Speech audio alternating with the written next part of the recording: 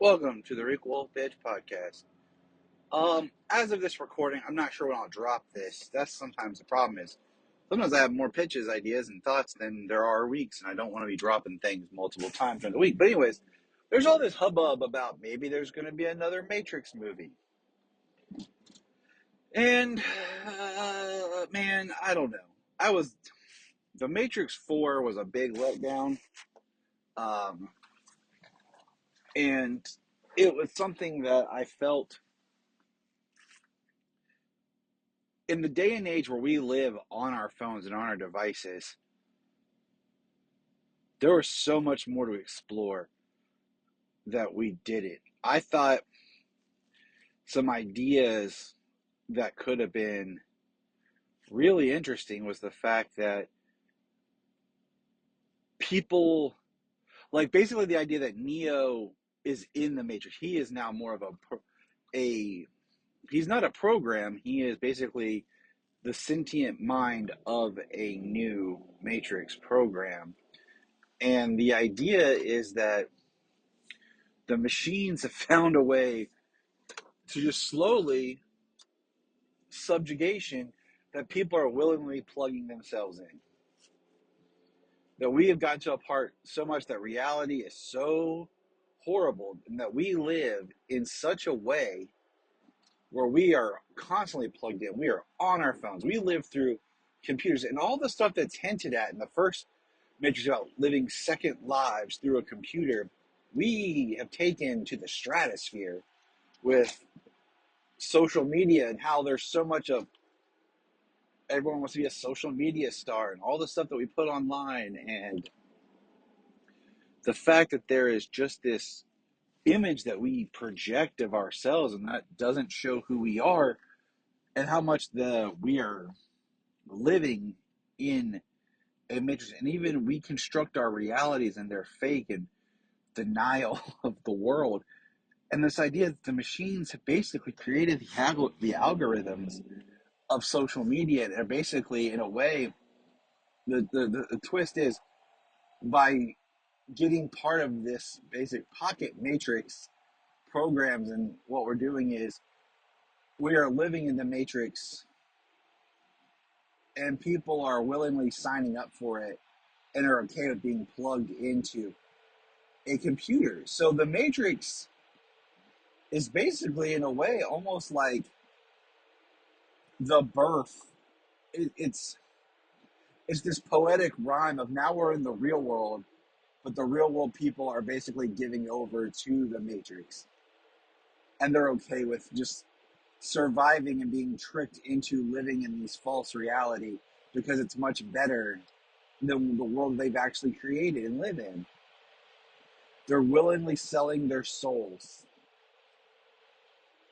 And the conversation, is about how we give away our saves. And we are for just chasing that pleasure and ignorance. And when they're plugged into the matrix, it is so much like the real world, but with the idea that they are getting to experience almost every person existing harmoniously in their own cognitive matrix themselves. So one of the themes in the first movie was the idea that the machines had made the matrix before and that we rejected it because it was paradise and our brains couldn't believe this is real.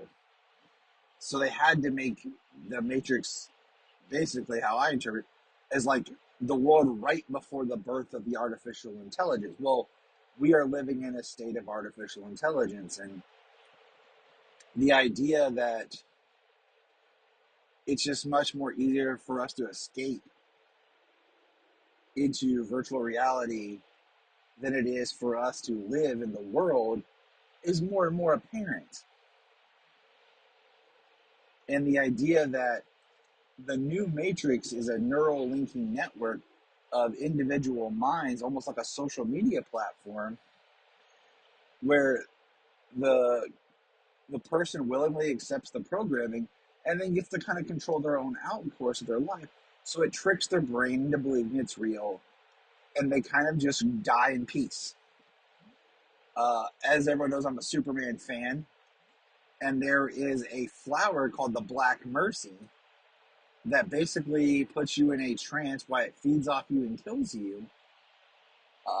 That just puts you in like your happy place, and your brain, if it recognizes it, can reject it. And it's been adapted in comics, of course, is where it started, but there was an animated episode. It appeared on Supergirl. There was a really good use of it in Krypton, the TV series. And that's kind of how I see this Matrix going, where it's almost like the fighting for the real world is not worth it.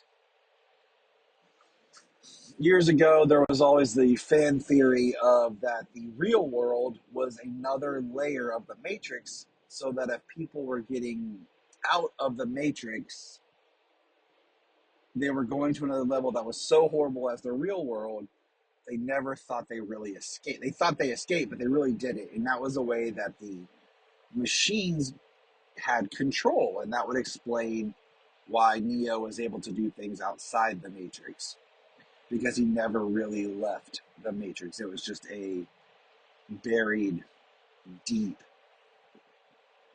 program. You know, I just think that the Matrix has more to say than what the fourth movie did. The fourth movie felt so small. It was more of Trinity's movie. So how do we fix that? Like, or not fix it, but like, not like we need to take it away from Trinity. No, how do we fix the scope? How do we make it feel like the world again? How do we make it feel big and expansive and threatening?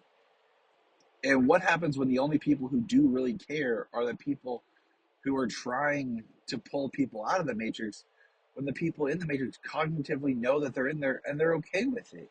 What does that look like? That they'd rather live asleep than face the reality. And it could be a generational kind of divide, where if Keanu Reeves and Carrie Ann Moss as Trinity and Neo kind of represented the Gen Xers, and the current, Zoomers, Gen Zers, are the ones that are populating the Matrix, and they're the ones that are okay with the Matrix. And then you have this war between them, but then you have these group who are almost like the lost, which are like the millennials of like, well, no, that's not right. We need to fight. But then at the same time, no, I want to just give up and give in. Like, it's okay. Like, what's really worth fighting for? And you have this philosophical battle of of reality. And I think there's a story there to mine about where we are as people, and how we rely on technology and the world that we live in compared to. Go back, I mean, that first film is solid. And there's such beautiful imagery with like the green and the coding and the promise of the one, and philosophy and choice. And the second one I like. Um, I have my issues with the third one, and I have my issues with the fourth one. The idea they remade Morpheus is now a program because the real Morpheus died is an interesting idea. Um, so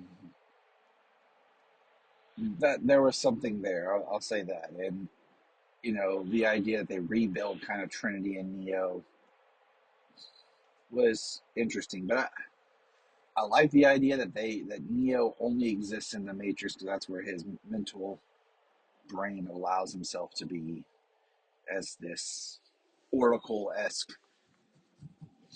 keeper, almost like he's trying to fight the Matrix inside the programming in itself to free people as they're being plugged up. And I don't know. I just think that there is still stories to tell, and I wasn't sold on what they told us in the fourth one. The idea of Smith was really kind of lost, I think. with the reinterpretation and everything that was brought back. There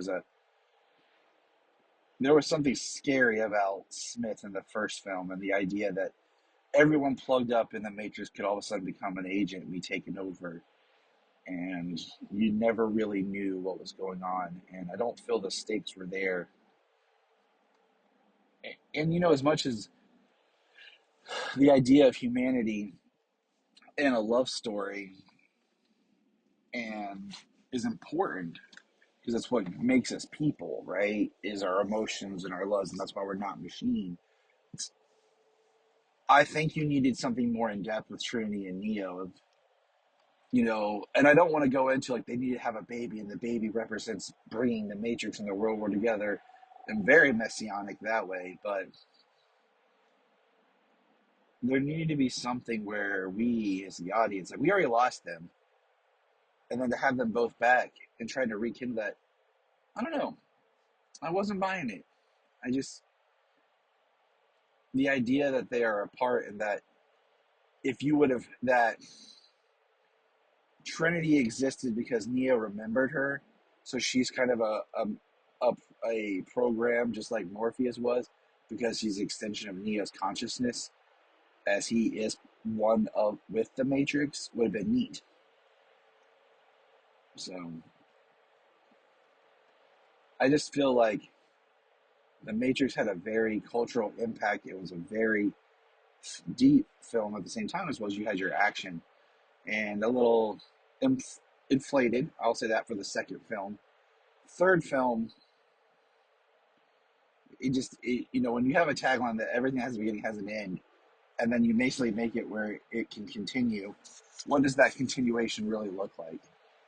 Where's, they totally messed up by not calling it The Matrix Rebooted, which is meta, and I love it, and that's what I'm going to entitle this, The Matrix 5, aka The Matrix Rebooted.